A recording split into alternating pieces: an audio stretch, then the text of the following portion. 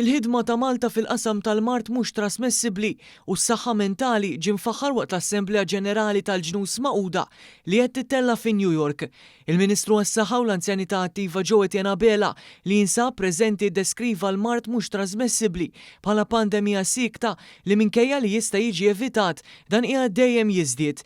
Spjega kif il-Gvern Malti investa fil-prevenzjoni permezz ta' diversi programmi ta' screening parteċipazzjoni b'saħħitha.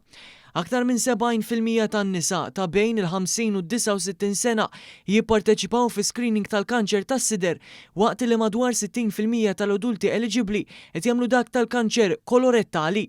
Il-prevenzjoni tal-kanċer ċervikali qed tavvanza permezz ta' testijiet tal-HPV u tilqim li issa qed jiġi offrut ukoll lis-subien.